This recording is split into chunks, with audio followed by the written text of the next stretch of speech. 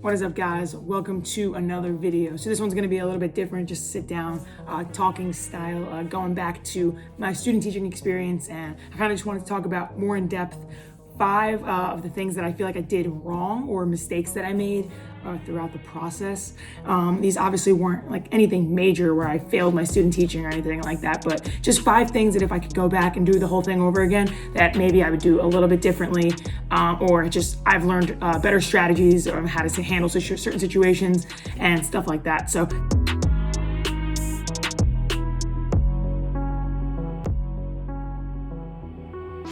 number 1 is definitely going to be proper planning. So right off the bat, like that's the first thing that comes to mind about my student teaching experience. I tend to be a pretty unorganized and unstructured person in general, and that really didn't benefit me in terms of student teaching. I started to get into the swing of things. The workload started to kind of catch up to me, and I couldn't really plan as far ahead because, my time management was just kind of bad, and I, had never done it before, so didn't know how long things were going to take to grade and to create activities, lesson plans, all that. I think going forward, I would definitely try and plan at least a minimum of 1 week ahead of time. So my big mistake was that I was trying to plan like day to day, and it was just overwhelming. I'd be up till super late at night and then waking up super early in the morning to go make copies. No, don't do that.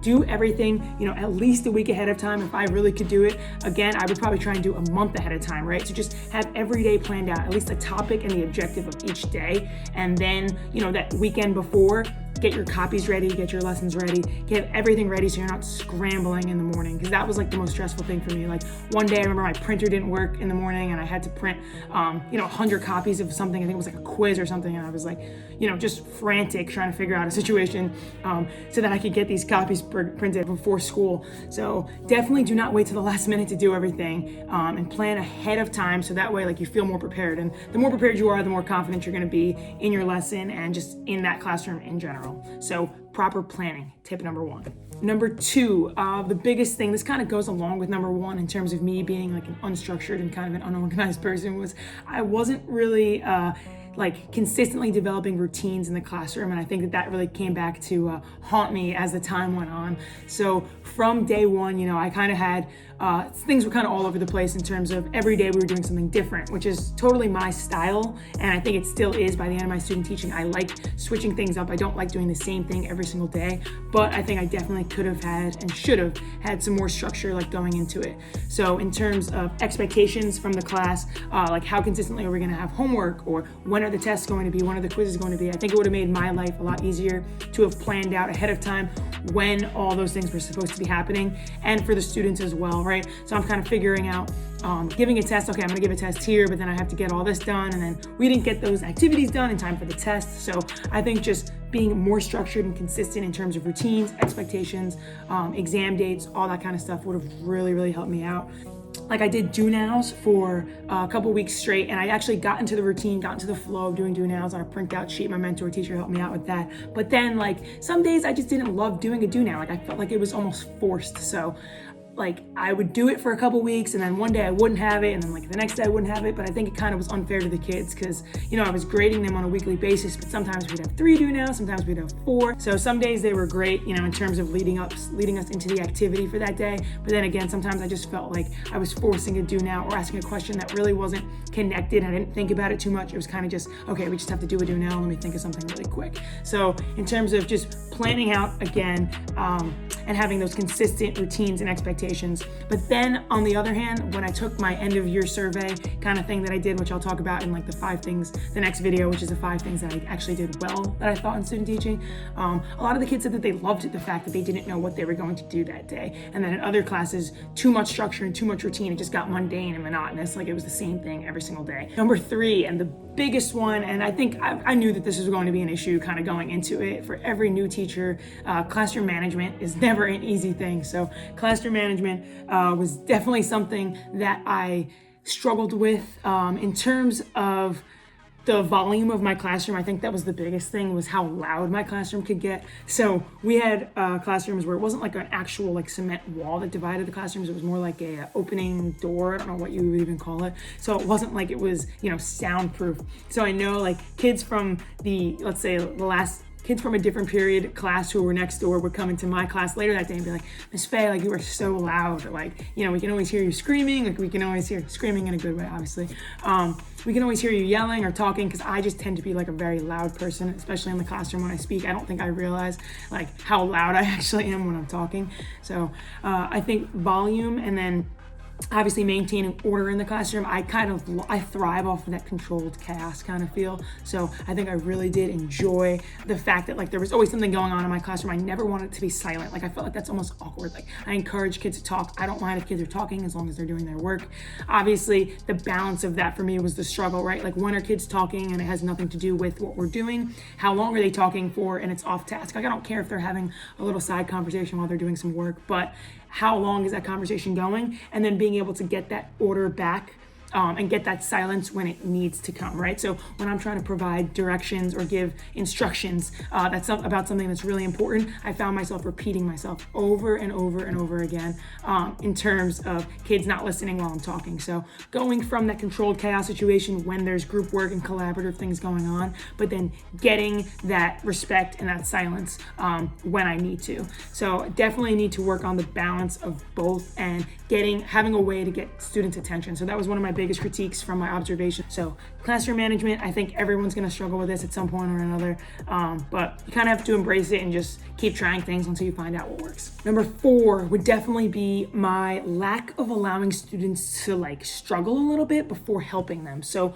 I think I provided feedback too early. I guess that's how I would sum it up, right? Like I think it was either me being impatient about getting asked the same question 4 or 5 times in a matter of 5 or 10 minutes and just being like, okay, I'll just tell you the answer kind of thing. And I feel like that was one of the hardest things for me to realize too. And I don't think I realized it while I was doing it, but then afterwards, I think the pattern of a student asking a question right away because they kind of knew I would either hint or kind of like help them out with the answer instead of letting them struggle a little bit.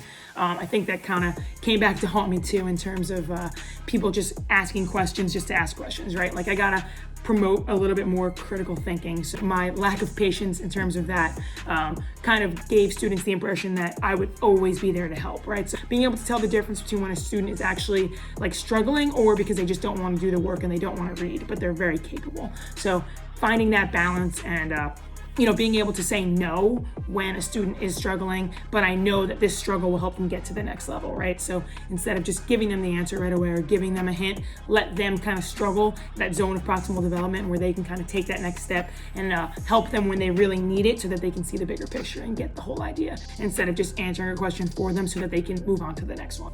And I think one way that I can fix this is just to provide directions more clearly from the start. So again, this goes back to the classroom management. If a student's not listening while I'm giving directions, it's going to be almost impossible. He's going to have a question right away. And that's when I get like, I just told you this, right? Like I just explained that whole situation. So I think just being more clear with my directions will limit student questions that I feel like I've already answered. So hopefully, those two things will go hand in hand and I'll have less questions about stuff that I've already talked about once the classroom management aspect gets a little bit better. And number 5, the last thing, I'm trying to keep this video rather short. So the last thing I'd say was that I tried to grade everything. And it was a big mistake. And I kind of learned that right from the first 2-3 weeks that there was no way I was going to be able to go through 100 different papers of 3 specific assignments a week. Like there was no way I was going to be able to go through, 100 written assignments, 100 essay questions, 100 multiple choice. So just picking and choosing when I was going to be grading things. So let's say just getting at least, 3 grades in a week, but it doesn't have to be 3 grades from direct work. So I kind of ended up doing like a participation grade per week, which would not really just be participation. So it would include, whether you're showing up to class on time, are you participating in class, whether that be not necessarily just speaking out loud, but just actually completing the assignments, turning stuff in, just being an active member of the class, engagement, behavior, like how much are you distracting your class? How many times do I have to tell you to stop talking? How many times, am I correcting you a day? Like that would all go into participation. And then making sure I have at least 1 content grade in there. So choosing an assignment or do now, an exit ticket, or whether we had a test. We're not having tests every week, but just a do now or some sort of assignment where I was actually going through it and looking at each student's answers and being able to really evaluate, give them a grade based on actual work performance. One other piece of advice that I did get throughout my student teaching was that, let's say a student answers a 10 question, written response. So every answer is, written out, short answer response, not grading all 10 questions, but actually choosing maybe 2 or 3 questions to answer on each paper. So you're consistently choosing the same 2 to 3 questions to answer for each student, but you're not having to go through all 10. So you're really basing students off the 2 most important questions of that assignment to see if they got the big picture, right? So that's gonna save you a ton of time. Again, 10 questions, 100 students, that's a lot of time spent, especially if it's only gonna be a grade that's worth like 10 points, There's just a classwork grade. I think the biggest thing is just to see if they got that main idea by focusing in on 2 or 3 questions per assignment. So that's definitely something that I will be using in the future. So I definitely struggled with more than 5 things during my student teaching, but these were the first 5 that kind of came to mind. Again, I was a middle school social studies teacher, so obviously it's going to be different depending on your content area, your grade level, and all that. But those were the 5 biggest things that I kind of feel like I could have done a better job of, or know that I would do differently going into my student teaching.